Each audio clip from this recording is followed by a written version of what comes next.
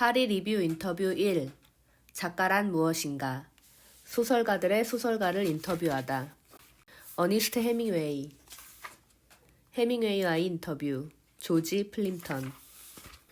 이 어지러운 책장들 중에 해밍웨이가 작업하는 공간이 있다.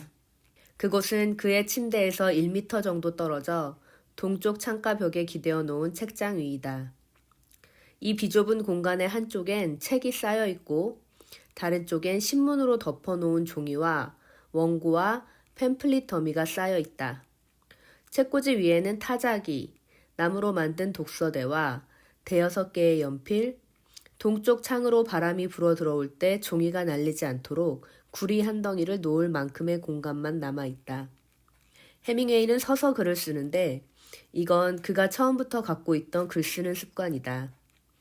그는 크고 편한 신발을 신고 달아빠진 얼룩 영양의 가죽 위에 서서 글을 쓴다. 타자기와 독서대는 그의 가슴께에 있다. 해밍웨이는 항상 연필로 글을 쓰기 시작하는데 얇은 반투명한 타자지 위에 글을 쓰기 위해 독서대를 이용한다. 그는 타자기 왼쪽에 있는 클립보드에 한 다발의 깨끗한 종이를 끼워두고 반드시 대가를 치러야 한다 라는 말이 새겨진 금속성 클립에서 한 번에 한 장씩 종이를 꺼내 쓴다. 그는 종이를 비스듬히 올려놓은 독서대에 기대어서 왼손으로 종이를 잡고 하나 가득 글씨로 채운다. 세월이 흐를수록 그의 글씨는 커졌고 점점 어린애같이 변해갔다. 구두점 사용은 줄어들고 대문자를 좀채 쓰지 않고 종종 마침표 대신 X자를 쓰곤 했다. 한 면을 다 쓰고 나면 타자기 오른편에 있는 다른 클립보드에 종이를 뒤집어서 철한다. 해밍웨이는 글쓰기가 빠르게 잘 진행되거나 대화처럼 단순한 것을 쓸 때만 독서대를 치워버리고 타자기를 사용한다. 그는 골판지 상자의 한쪽을 떼어 만든 나 자신을 속이지 않기 위한 커다란 도표를 벽에 걸린 가젤 머리 박제의 코 아래편에 걸어놓고는 매일 진척되는 상황을 기록한다. 도표 위에 쓰인 숫자는 매일 쓴 단어 수를 뜻하는데 이 숫자는 450, 575, 462, 1250, 다시 512와 같이 다양하다. 해밍웨이가 평상시보다 일을 많이 한 날 써놓은 큰 숫자는 그가 다음날 멕시코만에서 낚시질을 하면서 하루를 보내더라도 죄책감을 느끼지 않기 위한 것이다. 서서 글을 쓰는 습관에 길들여진 해밍웨이는 방의 다른 편에 놓여있는 글쓰기에 완벽한 책상을 사용하지 않는다. 이 책상은 책꽂이보다 글을 쓸 수 있는 공간이 더 많지만 역시 잡동사니로 덮여 있다.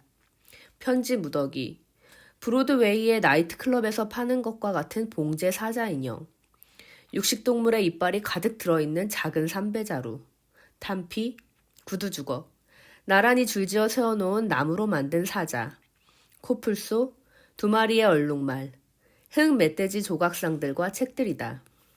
소설, 역사서, 시집, 희곡집, 에세이 등의 책이 책상 위에 탁자 옆에 책꽂이에 무질서하게 쌓여 있다. 책 제목만 언뜻 보아도 종류가 매우 다양하다는 것을 알 수 있다.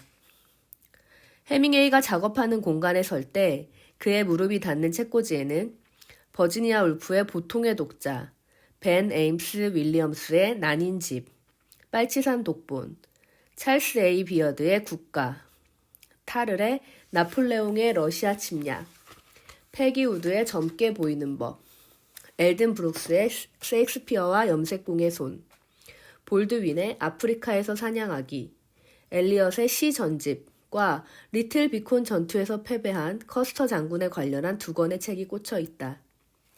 처음에 무질서하다는 느낌을 주는 이 방을 잘 살펴보면 이 방의 주인이 기본적으로 깔끔한 성품을 갖고 있지만 물건, 특히 추억이 담긴 물건을 잘 버리지 못하는 사람이란 것을 알게 된다. 책꽂이 위에는 온갖 종류의 기념품이 놓여 있다. 나무 구슬로 만든 기린, 무쇠로 만든 조그마한 거북, 작은 모형 기관차, 2대의 지프차와 베네치아의 곤돌라, 등에 태엽이 달린 장난감 곰, 심벌즈를 들고 있는 원숭이 인형, 소형 기타, 집으로 둥글게 만든 식탁용 깔개 위에 삐딱하게 놓여있는 주석으로 만든 미 해군 복엽 비행기 모델. 이런 것들은 대개 어린 소년의 옷장 뒤편에 놓인 신발 상자에서나 볼 수 있는 잡동사니이다. 그가 수집한 기념품들은 나름대로의 가치를 갖고 있음에 틀림없다. 해밍웨이의 침실에 보관되어 있는 버팔로 뿔 3개의 가치는 그 크기에 있는 것이 아니라 얻는 과정 중 수풀 속에서 고생을 많이 했지만 결국 모든 것이 다 잘 끝났다는 점에 있는 것처럼 말이다. 이것들을 쳐다볼 때마다 기분이 좋아집니다. 라고 그는 말한다. 해밍웨이가 이런 종류의 미신을 인정하는 건지는 모르겠지만 어떤 가치를 갖든지 간에 그것에 대해 말을 하면 그 가치가 사라져버릴지 모른다고 생각하고 이야기하고 싶어 하지 않는다. 그는 글쓰기에 대해서도 똑같은 태도를 갖고 있다. 인터뷰를 하는 동안 그는 자신이 쓴 글을 과도할 정도로 꼼꼼하게 검토하니 함부로 고치면 안 된다고 여러 번 강조하였다. 그는 이렇게 말했다. 매우 견고하게 쓰인 글에 대해서는 무슨 말을 하더라도 아무 상관없지만 연약하게 쓰인 글은 만일 그것에 대해 말해버리면 그 구조가 깨져서 아무것도 남지 않게 됩니다. 그 결과 놀라운 이야기꾼이며 풍부한 유머를 가졌고 자신이 관심을 가진 것에 대한 엄청난 지식을 갖고 있는 작가인 해밍웨이도 글쓰기에 대해 이야기하는 것을 어려워했다.